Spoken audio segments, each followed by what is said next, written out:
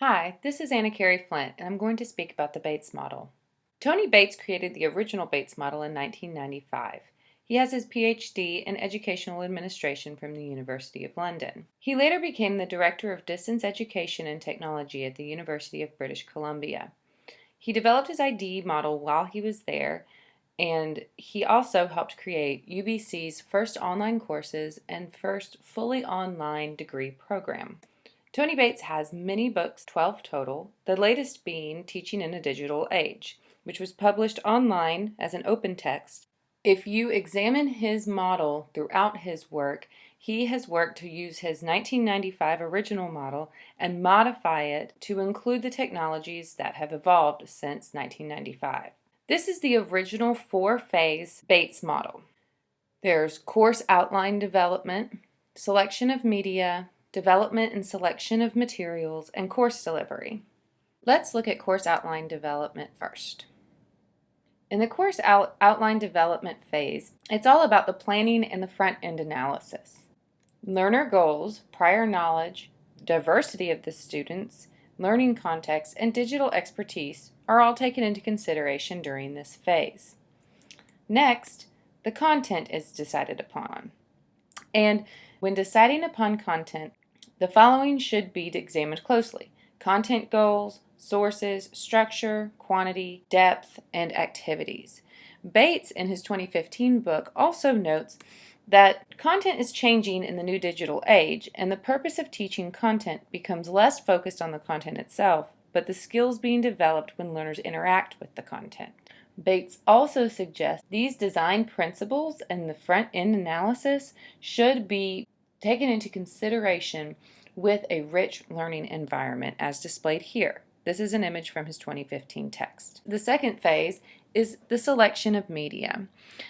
Bates originally came up with the actions framework. This was used for many years, from 1995 up until about 2005. However, Bates has reconstructed this framework as the sections framework for media selection.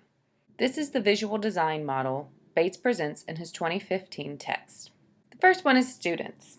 In this part of the framework, student demographics, students' access to technology, and learning modalities should be taken into consideration. Bates recognizes the increase in cultural diversity among students, as well as their various needs depending upon their educational goals. Just as in the original actions framework, Bates puts emphasis on the accessibility of the instruction via the chosen technology. However, Bates also adds that learning styles need to be taken into account, and a wide range of media should be used to accommodate learning styles. The second component of the sections framework is ease of use. This component focuses on having easy user interfaces for the technology that students and instructors are going to use. It shouldn't be cumbersome for students. Also, this stage talks about selecting media and technology that is of high quality and is reliable. You don't want students to have a hard time accessing the network or be confused when using the technology. It's also important to note that this new component in the sections framework also includes the novelty and speed. Are you using new technology for the sake of using the newest technology? How expediently can you create the courses and maintain it over time, make corrections, etc.? The third component of the sections framework is cost. In the actions model, Bates focused a lot on institutional costs, but now, because of the wide access of low-cost technology, more focus is given to the time and maintenance costs rather than the institutional costs, such as how long does it take an instructor to create the course, how long will it take until the course is of high quality and ready to be implemented at the institution. The fourth component is teaching and learning. This is when the instructional designer or instructor needs to take into consideration what teaching style would be best for the content that they're teaching. They also need to keep in mind to avoid cognitive overload and to keep media as simple as possible so as not to distract from the content and the skills being developed. The interactivity component talks about the different interactions that are needed to have a quality instructional experience.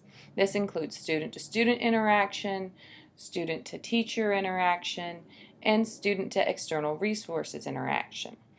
The diagram at the right of the screen is one that Bates has used to describe the different media and technologies available for communication in online learning. The next section is organizational issues. Bates discusses how organizations are hard to change, and sometimes they go with more familiar technology based on restructuring of the organization or institute rather than keeping the students' and instructors' best interests in mind. Additionally, this is the section where Bates talks about support services for instructors and students, such as the IT help desk, etc.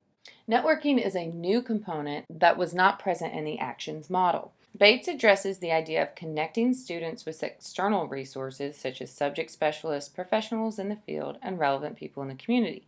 Social media is a very easy and convenient way instructors can help students connect what they're learning with the outside world and professionals who actually use the knowledge that they're learning. Finally, security and privacy is also a new element to Bates' 2015 framework for media selection. Bates addresses new privacy concerns for student information, cloud-based services, and the level of open access that course content should be available. This section framework is almost a model within the Bates model. The third phase of the Bates model is development and selection of materials. In his 1995 model, Bates discusses copyright clearance, printing, audio and video production, computer-based materials, and tutorial arrangements. He discussed the costs associated with different options in developing instruction, including the time instructors take to produce to learn the content. With the open access the internet has given us, a lot of this is still relevant, but the production time and cost has decreased significantly. Finally, Bates' last stage, course delivery, has also changed quite a bit. Originally in his 1995 model, it focused primarily on printed materials, where trucks and warehouses and storage of the printed materials were a concern. Now, he focuses on the instructional course delivery. Instead, he includes classroom teaching, blended learning, and fully online learning as modes of instructional delivery. He goes into great detail about comparing these modes based on students' needs, preferred teaching strategies, the requirements for teaching the content, and the resources available at the institution. The image to the left is the original four-phase Bates instructional model. As you can see, he takes into account the people involved and the main steps needed to complete each phase. Thank you for listening, and please email me at annacareyflint@gmail.com with any questions.